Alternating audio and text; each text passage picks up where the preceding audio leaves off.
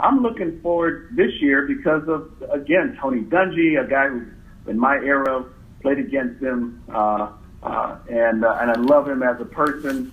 Of course, we have Brett Favre, and we got a whole bunch of guys. It's always a lot of fun to be around them, to hear their speeches, and to see the excitement on their faces and everything. And I love coming to Canton because the whole city lights up. It's a special time for all Hall of Famers, and then for the entire town. It's a celebration on our side and their side that I always look forward to. It's really like a coming home type of situation every year.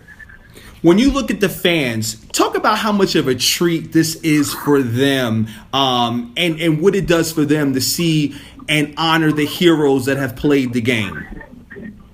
Well, it takes a while sometimes for the inducted players to have a real understanding of what's really going on in Canton and the love affair that the people in the area have for the Hall of Famers and for the Pro Football Hall of Fame. And I'm no different. When I first was inducted, I had no idea, and I was just really glad to be part of this new team. But over the years now, I'm coming back every year. I get a chance to meet new people, people who live in the town, people who used to live in the town, who took their vacation in California, a job they had in California, during the induction week so they could come back home and be a volunteer and participate in the festivities of the Hall of Fame. So it is really unique. I don't know of any place else in the country where the town and the community embraces an annual event like this.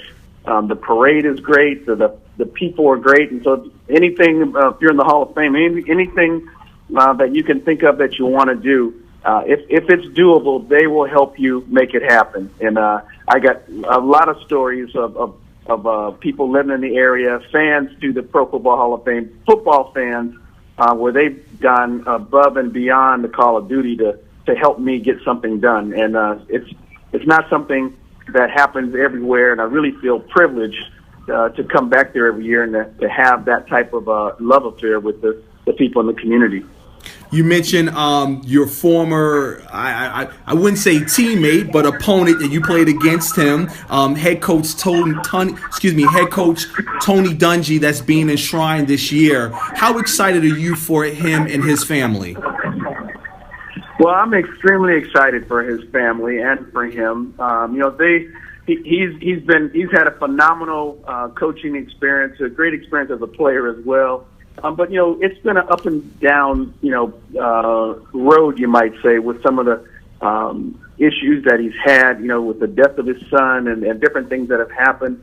But in every situation, he has just been unbelievable ambassador and unbelievable strength and courage, a person that the NFL and NFL owners have leaned on for their support and help in getting things done.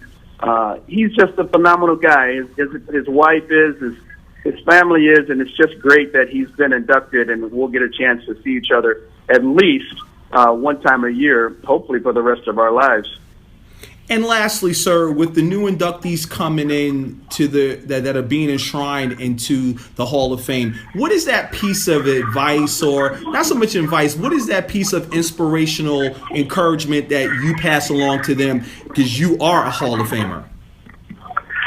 Well, the thing that I think all Hall of Famers would probably pass on to the new guys is to try and write out their speech and know what it is they want to say and practice saying it and time it out so that it doesn't take 30 minutes to get the message across to people that have been looking forward to hearing their speech in this ceremony. When people are given any amount of time to talk about it, they take full advantage of that.